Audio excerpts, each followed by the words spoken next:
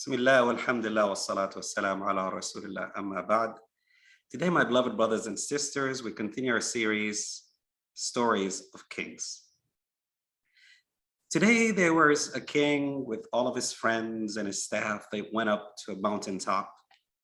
And there, again, I didn't say they're all good kings or bad kings, but they started to party and they slaughtered some sheep and lamb and stuff and started to started their fire so they could grill and eat and barbecue and all that good stuff and just enjoying it out in the mountaintop. They had some people playing music for them, and they started to drink their liquor, their alcohol. And they started to drink, and the king was drunk and just laughing and hanging with his friends, and his ministers were all drinking and laughing and whatever. And suddenly, just from the mountaintop, they heard a noise that went bing. And he said, what was it? And apparently it's a stone that just rolled all the way down from the mountaintop to the bottom. And they said, apparently it's a rock. And he said, throw something. And they took something, I think, like some bottle or something. They threw it. It just kept rolling and rolling, and all the way it hit the ground, and it just made that funny noise. And of course they're drunk and they hear that noise and they just exaggerate the noise and ha, did you hear that? Did you hear that? I wonder if we throw something bigger. And then they had something bigger and they just throw it because they're drunk and just throwing it, and it keeps rolling and rolling. By the way, it just hits the ground at the end and makes that funny noise. Let's try something bigger. And each time they're trying to roll something bigger. And the king is so drunk, and he says, I wonder what would sound if we threw someone down. And he told his soldiers, and he looks around, and his minister is like right next to him. And he was so drunk, couldn't even think. He says, just go ahead and roll my minister as he is alive, and just tie him up and throw him. And again, they're drunk and whatever. The minister is like, oh, he's just joking. And the soldiers, they're not drunk. They're looking at the king. It's like, are you sure, king? And the king was so drunk, they didn't even know what he's saying. He's like, yeah, tie him up and throw him and roll him. I want to hear what he sounds like when he hits the ground below. And this is the king's best friend. They grew up together. His minister is like his confidant, the closest person to him, his best friend. But he was so drunk, he didn't know what he's saying. So the soldier said, sure enough. And they tied him. The man is screaming, and they tied him up and took him. And the king is just laughing. And the people around him are just laughing because they're so drunk, not paying attention. And they take the minister and they roll him down the hill. And he's just screaming. And when he falls, he makes this very loud noise and screams. And the king and everybody else is just laughing as they're drunk, and they fall asleep. And then he wakes up having no idea of what happened or what he did at night. And he calls on the people and says, okay, where's my minister? And they said, you don't remember, do you? He said, where's my minister? They said, well, yesterday you wanted to find out what it sounds like when somebody rolls all the way down a cliff from this mountain, and you told us to tie him up. And I said that? They said, yes, you did. I said that? He said, yes, king, you did.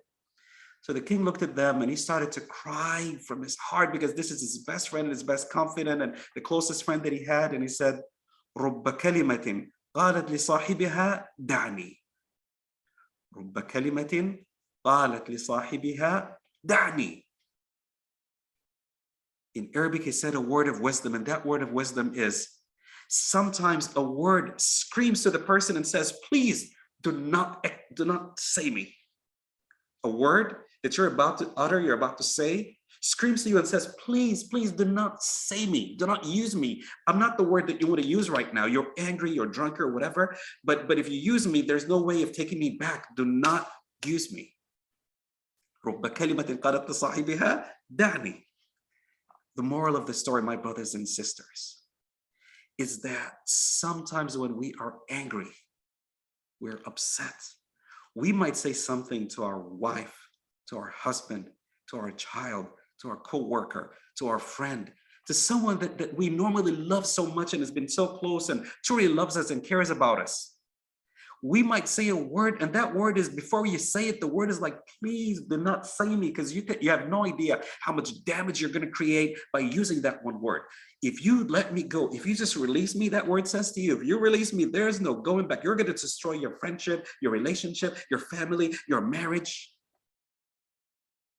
The moral of the story, if you're a true Muslim, a true faithful person, count the words and hold the words. At any time of anger, you hold your words. A man came to the Prophet ﷺ and said, Prophet of Allah, awsini, I want an advice that nobody else can give me that advice. The Prophet ﷺ said, La taghdab, don't get angry. Really? Okay, well, give me another advice, a second one. And the Prophet ﷺ said, لا تغضب. Said, okay, give me a third advice, Prophet of Allah. And the third advice the Prophet ﷺ gave him is لا تغضب. What does لا تغضب means? Do not get angry. Well, guess what? That hadith does not mean do not get angry, because as human beings, we normally do get angry. But it means when you get angry, do not act upon it. If your son does something, your wife does something, your husband does something, your friend does something, hit the brakes for a moment. Just hit the brakes. You don't have to act immediately. Do not act immediately. Just take a moment. That's why part of discipline, a lot of people misunderstand it, is when your child does something wrong, you put them and give them a timeout. A timeout, by the way, is not the punishment. It's not the discipline. It's not. It basically means for the next 5 minutes, I need you to relax. And I, as the parent, because I don't want to do something wrong that I'm going to regret. And I want you to think of what you did. So a timeout is basically for the next 5 minutes, I need you to calm down and I need to calm down. So I make the right decision. And that is what the moral of the story is think before you act. Think before you throw that word, before you destroy your community, before you destroy your marriage, before. Reminds me, my brothers and sisters, of another story. And we will continue that in our next episode.